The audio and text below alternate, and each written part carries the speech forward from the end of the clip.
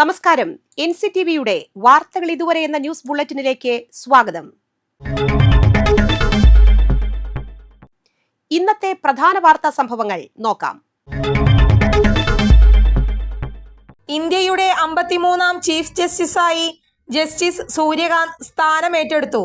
രാഷ്ട്രപതി ഭവനിൽ നടന്ന ചടങ്ങിൽ രാഷ്ട്രപതി ദ്രൗപദി മുർമു സത്യവാചകം ചൊല്ലിക്കൊടുത്തു. സത്യപ്രതിജ്ഞാ ചടങ്ങിൽ പങ്കെടുക്കാൻ വിദേശ രാജ്യങ്ങളിലെ ചീഫ് ജസ്റ്റിസുമാർ ഉൾപ്പെടെ എത്തിയിരുന്നു. പ്രധാനമന്ത്രി നരേന്ദ്രമോദിയും ചടങ്ങിൽ പങ്കെടുത്തു. കൂടാതെ അമിത്ഷായും രാജ്നാഥ് സിംഗും ചടങ്ങിലെത്തി. ഹരിയാനയിലെ ഹിസാർ സ്വദേശിയാണ് ജസ്റ്റിസ് സൂര്യകാന്ത്. കേരളത്തിലെ SIR കേസടക്കം പരിഗണിക്കുന്നത് ജസ്റ്റിസ് സൂര്യകാന്തിന്റെ ബെഞ്ചാണ്. നിലവിലെ ചീഫ് ജസ്റ്റിസ് BR ഗവായിയുടെ കാലാവധി ഇന്നലെ അവസാനിച്ചിരുന്നു. തൃശൂർ രാഗം തിയേറ്റർ നടത്തിപ്പുകാരൻ സുനിലിനെ ആക്രമിച്ച സംഭവത്തിൽ 4 പേർ കസ്റ്റഡിയിൽ. കൊട്ടേഷൻ നൽകിയയാൾ ഉൾപ്പെടെയുള്ള 4 പേരാണ് പോലീസിന്റെ പിടിയിലായിരിക്കുന്നത്. തൃശൂർ മണ്ണുത്തി സ്വദേശി സിജോയും സംഘവുമാണ് കസ്റ്റഡിയിൽ. 1 വർഷം മുമ്പ് തിയേറ്ററിൽ വന്ന് സുനിലിനെ ഭീഷണിപ്പെടുത്തിയ കേസിൽ പ്രതിയാണ് സിജോ. സുനിലിനെ ആക്രമിക്കാൻ കൊട്ടേഷൻ നൽകിയത് ഒരു പ്രവാസി വ്യവസായിയാണെന്നും 3 ലക്ഷം രൂപയ്ക്കാണ് കൊട്ടേഷൻ നൽകിയതെന്നുമാണ് സൂചന. ആക്രമിക്കാനെത്തിയ 3 പേർ നിലവിൽ ഒളിവിലാണ്.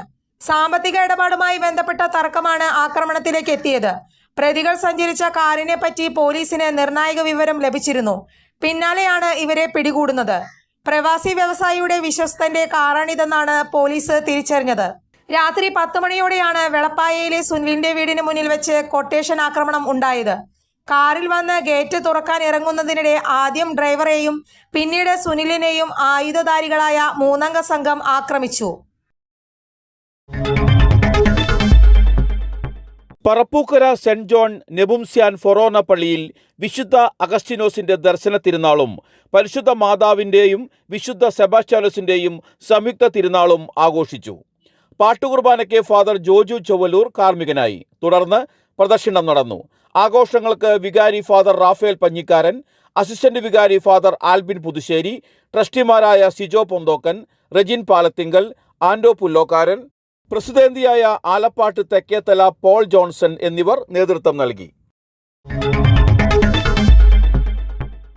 നെന്മണിക്കര ശ്രീ മഹാദേവ ക്ഷേത്രത്തിലെ ദേശവിളക്ക് മഹോത്സവം ആഘോഷിച്ചു. നിറമാല, ചുറ്റുവിളക്ക്, ദീപാരാധന, ശാസ്താംപാട്ടോടുകൂടി ശ്രീമൂലസ്ഥാനത്ത് നിന്ന് എഴുന്നള്ളിപ്പ്, അയ്യപ്പൻ പാട്ട് എന്നിവ ഉണ്ടായിരുന്നു. ശാസ്താംപാട്ടിന് അരിമ്പൂർ ആനന്ദകുമാർ നേതൃത്വം നൽകി. പാൽക്കിണ്ടി എഴുന്നള്ളിപ്പിന് ശേഷം ആഴിപൂജ, അയ്യപ്പനും വാവരും വെട്ടും തടയും നടന്നു.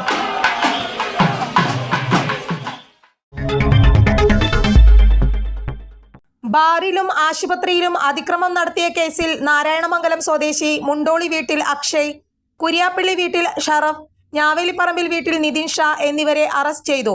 കഴിഞ്ഞ വെള്ളിയാഴ്ച രാത്രിയാണ് നാരായണമംഗലത്തുള്ള ബാറിൽ അതിക്രമം നടത്തുകയും ബാർ ജീവനക്കാരനെ ആക്രമിക്കാൻ ശ്രമിക്കുകയും ചെയ്തത്. വൈദ്യപരിശോധനയ്ക്കായി കൊടുങ്ങല്ലൂർ താലൂക്ക് ആശുപത്രിയിൽ എത്തിച്ചപ്പോൾ അവിടെയും ബഹളം വയ്ക്കുകയും ഭീകരാന്തരീക്ഷമുണ്ടാക്കി അത്യാഹിത വിഭാഗത്തിന്റെ പ്രവർത്തനം തടസ്സപ്പെടുത്തുകയും ചെയ്തുവെന്ന് പോലീസ് പറഞ്ഞു. Kodungallur police station SHO Arun BK, SIമാരായ സാലിം, മനു P ചെറിയാൻ, GSCPOമാരായ കിഷോർ ചന്ദ്രൻ, ഷമീർ, സുബീഷ്, ഗോപേഷ് എന്നിവരാണ് അന്വേഷണ സംഘത്തിൽ ഉണ്ടായിരുന്നത്. കാലാവസ്ഥ.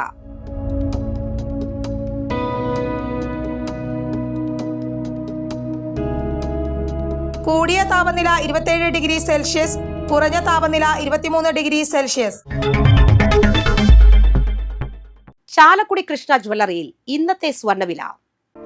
സ്വർണ്ണവില നിങ്ങൾക്കായി സമർപ്പിക്കുന്നത് സ്വർണം ആഡംബരവുമാണ്, സമ്പാദ്യവുമാണ്. സ്വർണം കയ്യിലുണ്ടേ അതൊരു ധൈര്യവുമാണ്.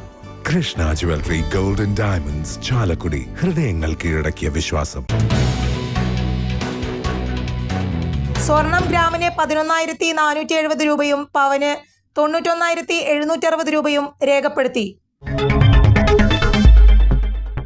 പുതുക്കാട് അരണാട്ടുകരക്കാരൻ പരേതനായ സൈമണിന്റെ മകൻ റെന്നി അന്തരിച്ചു. 51 വയസ്സായിരുന്നു.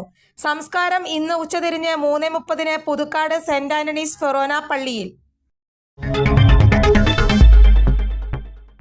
വാർത്തകൾ ഇതുവരെ എന്ന ന്യൂസ് ബുള്ളറ്റിൻ ഇവിടെ സമാപിക്കുന്നു. നന്ദി, നമസ്കാരം.